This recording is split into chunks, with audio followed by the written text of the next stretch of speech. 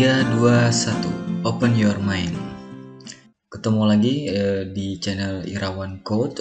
Pada kesempatan ini kita akan sama-sama nih berbagi ilmu tentang apa itu sistem informasi manajemen pendidikan. Mungkin kawan-kawan sudah pada tahu ya, mungkin sedikit sekilas tentang apa itu SIM, sistem informasi manajemen, atau yang mirip-mirip ke arah manajemen. Nah, nanti yang akan kita bahas pada video kali ini adalah membahas mengenai komponen-komponen dalam SIM, tujuan dan manfaat dari sistem informasi manajemen, kemudian ada beberapa klasifikasi dari sistem informasi manajemen. Untuk jelasnya, jangan kemana-mana, tetap di channel Irawan Code. Open your mind.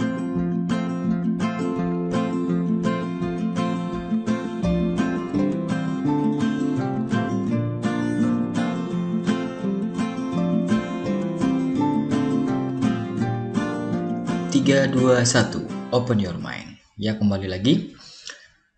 Seperti yang sudah disampaikan di awal tadi, kita pada video ini kita akan mempelajari bersama-sama mengenai apa itu sistem informasi manajemen pendidikan. Oke, sebelum kita membahas mengenai sistem informasi manajemen pendidikan, kita harus mengetahui dulu tuh apa yang namanya sistem informasi manajemen.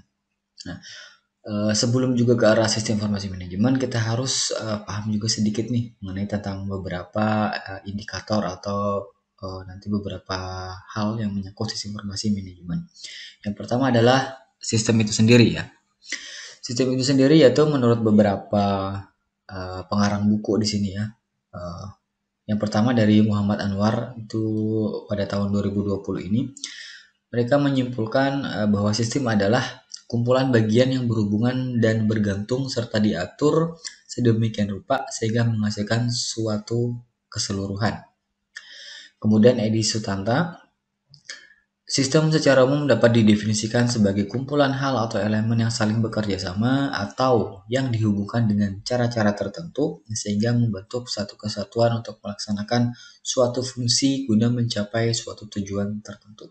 Nah, jadi beberapa hal yang bisa disimpulkan dari sistem ini adalah sistem itu adalah kumpulan dari beberapa elemen ya. Kalau menurut saya juga entah itu elemen apa saja, baik dari sisi software, hardware, atau sistem komputer yang sebelumnya sudah kita bahas. Kemudian itu dikelola dengan baik untuk menghasilkan suatu informasi yang gunanya untuk mencapai tujuan tertentu. Tujuan di sini adalah tujuan dari misalnya dari lembaga, instansi, perusahaan, atau sebagainya. Nah, setelah sistem itu sudah sistem itu Anda sudah tahu ya apa itu sistem yang tadi. Nah, kemudian dalam membentuk sebuah sistem nanti akan menghasilkan sebuah informasi tertentu. Nah, informasi itu yaitu adalah pengolahan data yang diinterpretasikan maupun diklasifikasi yang dipakai dalam proses untuk mengambil sebuah keputusan. Kemudian menurut Abdul Qadir juga informasi adalah sebagai data yang telah diproses sedemikian rupa sehingga meningkatkan pengetahuan seseorang yang menggunakan data tersebut.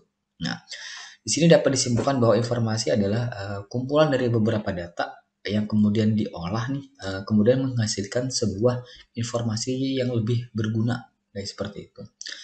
Misalnya contoh saja. Misalnya di sebuah perguruan tinggi itu ada ribuan mahasiswa ya, seperti itu. Nah, setelah dipetakan ternyata didapat sebuah kesimpulan, ternyata mahasiswa yang terbanyak yang masuk di perguruan tinggi tersebut adalah berasal dari daerah A, misalnya gitu. Kemudian yang paling sedikit adalah misalnya daerah B.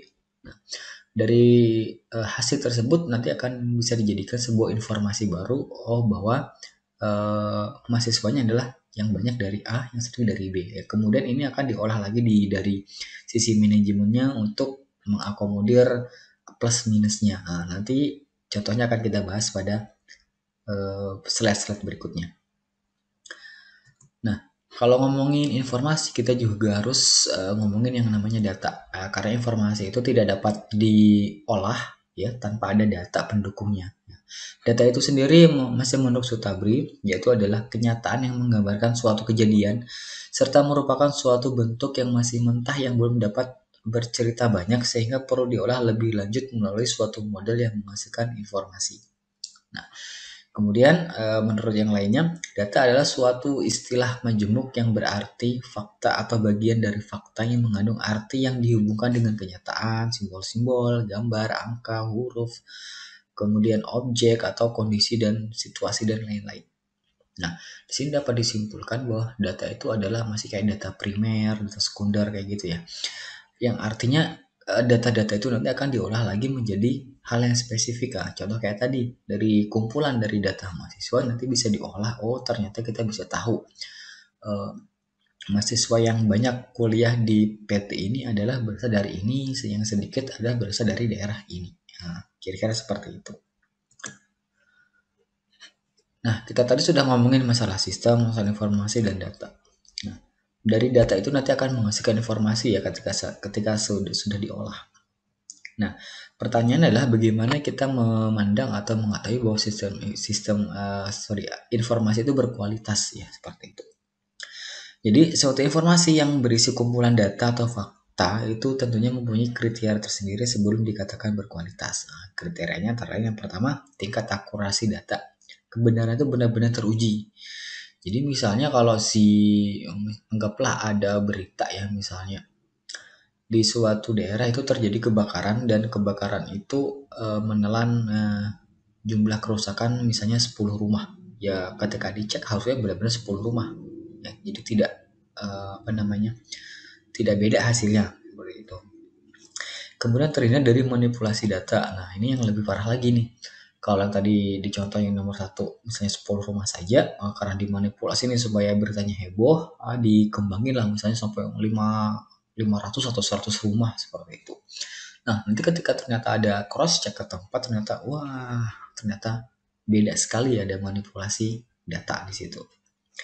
Kemudian adalah yang ketiga bersifat relevan. Nah, yaitu adalah mempunyai bobot atau nilai yang tinggi. Relevan di sini artinya adalah hampir mirip ke selain akurasi data juga relevannya itu adalah tempatnya kejadian itu benar-benar terjadi pada hari apa misalnya seperti itu ya. Itu jelas semuanya dapat dibuktikan kebenarannya. Yang keempat, tempat, waktu, dan aktual. Tempatnya jelas di mana, waktunya kapan atau kejadian itu kapan itu jelas. Jadi tidak ada dimanipulasi seperti itu. Yang kemudian mudah dalam mengakses informasinya. Nah, informasi itu dapat mudah diakses atau berkualitas itu ketika mudah dalam aksesnya. Salah satu contoh kalau informasi yang saya sampaikan tadi itu contohnya kayak kasus sebuah berita ini ya kayak kebakaran kayak gitu ya. Nah biasanya umumnya tuh dilakukan oleh penyedia layanan berita baik itu yang online maupun yang cetak. Nah ketika kita ingin tahu sebuah berita harusnya itu mudah kita dapat. Misalnya kita dapat informasi nih, oh ternyata di daerah ini ada gempa. Nah, umumnya kalau berita-berita online yang sudah online kita mudah itu masih tinggal searching aja langsung muncul. Nah, mungkin kalau yang agak susah adalah di media cetak karena kalau di media cetak tuh ada keterlambatan proses produksi, editing, kemudian dan lain-lain sebagainya. Nah, itu beberapa poin yang menggambarkan suatu kualitas dari sebuah informasi. Nah, kalau kita tadi sudah ngomongin sistem, informasi, data, kemudian kualitasnya sebuah informasi, nah kita juga harus mengetahui dong apa itu sih sistem informasi ya. Nah, sistem informasi sendiri yaitu merupakan sebuah kombinasi teratur dari orang-orang ya. Perhatikan di sini ada orang-orang, ada hardware, ada software, ada jaringan komunikasi dan sumber daya data yang mengumpulkan, mengubah, menyebarkan informasi dalam sebuah organisasi. Nah, jadi adalah sebuah satu kesatuan ya dari sistem komputer kemudian plus sumber daya data. Jadi kuncinya adalah sumber daya data nih. Nah, jadi data itu penting sekali ya. Selain sistem komputer yang sebelumnya kita bahas, itu penting sekali untuk memaksimalkan sebuah sistem informasi karena tanpa adanya data otomatis informasi tidak bisa diolah, tidak bisa diubah, tidak bisa disebarkan dan lain sebagainya. Nah, ada beberapa jenis-jenis sistem informasi ya. Ini berdasarkan beberapa literatur yang didapat. Kira-kira ada beberapa yang perlu disampaikan ya. Yang pertama nanti akan kita pelajari lebih lanjut, yaitu apa sih itu sistem informasi manajemen ya. Intinya sistem informasi SIM ini difokuskan itu pada kalangan manajerial. Jadi yang misalnya setingkat manajer HRD, manajer keuangan, dan seterusnya. Kemudian ada sistem informasi akuntansi. Nah, ini digunakan untuk apa ya namanya? Melakukan proses akuntansi dari suatu perusahaan atau organisasi atau lembaga atau institusi dan sebagainya. Kemudian ada sistem informasi keuangan. Nah, sistem ini biasanya digunakan dalam sebuah lingkup perusahaan atau organisasi yang mengatur itu proses keuangannya. Jadi yang uang keluar, uang masuk, digunakan belanja buat apa, itu nanti yang dicatat dalam sebuah sistem informasi keuangan. SIA sama SIK atau sistem informasi akuntansi dan keuangan itu memiliki konsep yang berbeda. Ya. Mungkin kalau sistem keuangan hanya digunakan untuk pencatatan kas masuk dan kas keluar saja, tapi kalau sudah akuntansi itu sudah menyeluruh dalam organisasi itu sendiri. Mulai dari aktiva, pasiva, hutang, modal, dan sebagainya itu masuk dalam sebuah sistem informasi akuntansi. Nah, seperti itu. Yang keempat adalah sistem informasi manufaktur. Nah, ini digunakan untuk kegiatan manufaktur atau produksi dari pengolahan bahan mentah hingga proses jadi hingga sampai itu dijual ke distributor sampai ke distributor terkecil. Nah, itu nanti masuk ke dalam sebuah sistem informasi manufaktur. Kemudian sistem informasi sumber daya manusia. Nah, ini digunakan di HRD ya, di bagian HRD atau di bagian kepegawaian. Nah, nanti digunakan untuk misalnya mencatat histori kepegawaian, data kepegawaian dia, kemudian ada proses-proses rekrutmen dan sebagainya. Kemudian ada sistem informasi pemasaran. Nah, sistem pemasaran ini digunakan bagi mereka yang bergelut di bidang jasa apa ya? Bisa kayak jasa penjualan gitu ya, jasa menjual sebuah produk kayak gitu. Nah, pada sistem informasi pemasaran ini nanti akan dibantu bagaimana proses pencatatan transaksi, terus informasi tentang penjualan produk kita itu misalnya per bulan, per periode atau per hari itu nanti akan muncul di situ. Anggaplah nanti akan muncul misalnya ada pemberitahuan atau ada report, oh penjualan kita hari ini adalah sebesar sekian. Misalnya anggaplah 10 juta. 10 juta itu nanti akan dirinci lagi, oh produk A misalnya laku 5 juta, produk B itu 1 juta, dan seterusnya. Nah, kemudian dari situ nanti bisa diolah tuh. Jadi kalau Anda misalnya punya dagangan, nanti akan dari sistem itu nanti akan bisa diolah. Oh, ternyata produk kita yang paling laku tuh di bulan ini adalah produk A. Jadi kemudian nanti untuk bulan depan kita dapat melakukan koreksi data stok kita apakah cukup atau tidak. Kalau tidak cukup berarti kita harus meningkatkan. Gitu juga untuk barang-barang yang lainnya. Kemudian yang terakhir ini sistem informasi eksekutif. Nah, kalau yang tadi di SIM tadi di level manajerial, kalau yang eksekutif nih di tingkat manajerial lagi ya. Yang artinya nanti SIM ini lebih kompleks kaitannya dibandingkan SIM yang manajemen ya, tapi ini yang lebih kompleks. Gunanya apa? Karena di pihak eksekutif ini yang menentukan arah dari perusahaan atau organisasi itu mau dibawa kemana. Seperti itu. Sehingga di sistem informasi eksekutif ini juga memerlukan banyak sumber daya data, kemudian juga nanti akan yang ketemu yang namanya apa itu decision support system, expert system, dan sebagainya.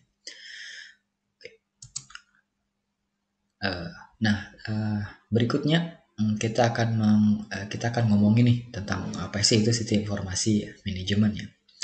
Kalau tadi sudah beberapa kita singgung mengenai salah satu klasifikasi dari sistem informasi, nah ini salah satu bagian dari sistem informasi manajemen.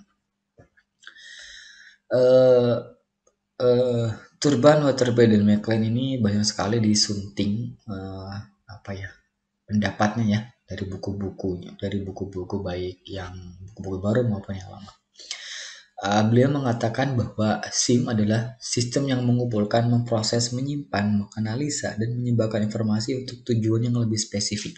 Nah, di situ ada beberapa poin ya. Yang pertama adalah mengumpulkan, memproses, menyimpan, menganalisa, dan menyebarkan. Nah, itu ada 5 poin utama SIM menurut Turban dan kawan-kawannya.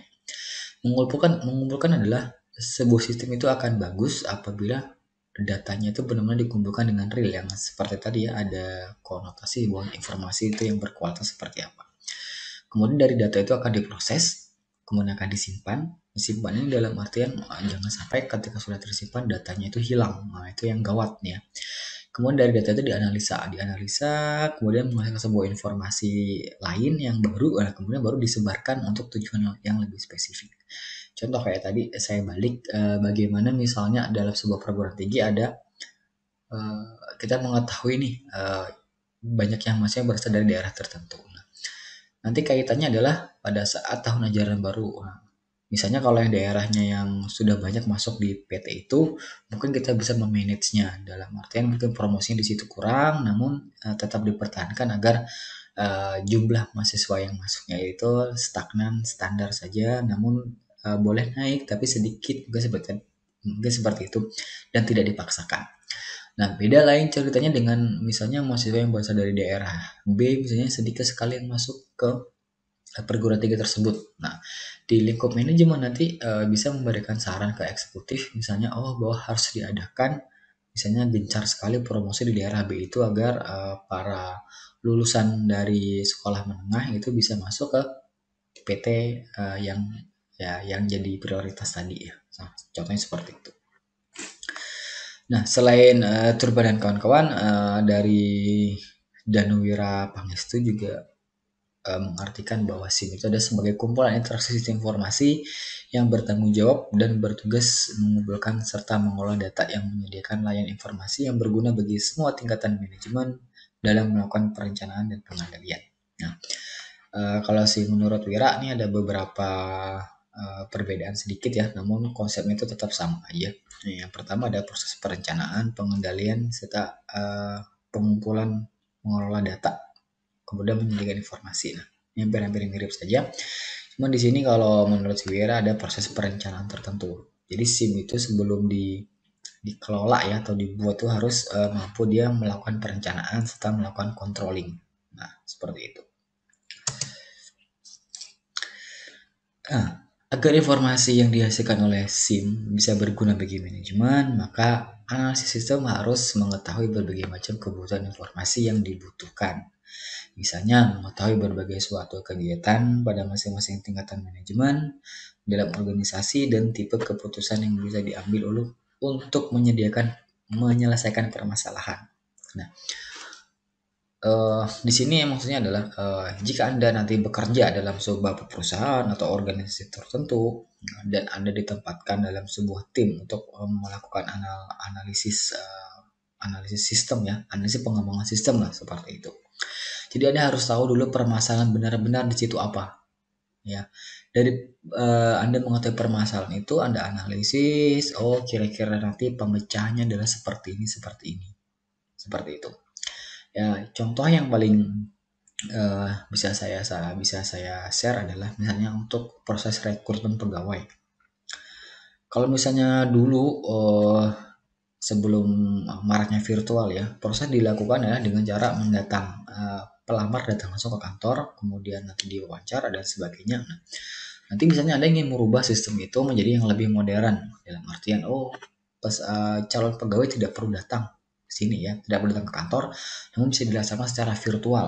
Nah, kemudian pendaftaran juga tidak perlu repot-repot mengirimkan berkas fisik ya, cukup misalnya online dengan mengisi formulir di sistem kepegawaian. Nanti sudah tercatat di situ dari biodata dia, kemudian kualifikasi pendidikan dan lain-lain. Kemudian tes juga dilaksanakan secara online saja, seperti misalnya kita ikuti tes yang mirip dengan tes seleksi CPNS. Jadi ada tes, misalnya tes keterampilan dasar, kemudian ada lagi tes wawancara, dan itu semuanya dilakukan serba online, misalnya seperti itu. Dan hasilnya pun nanti akan diberitahukan juga atau disebarkan juga melalui online, sehingga hal itu akan di samping efisiensi waktu dan biaya ya, entah itu bagi si pelamar atau di perusahaan itu juga mampu lebih transparan seperti itu. Nah, berikutnya adalah kita ngomongin tentang tujuan dan manfaat dari sistem informasi manajemen. Nah, apa saja tujuan dan manfaatnya? Silakan tonton video berikutnya masih di channel Irawan Code. Open your mind.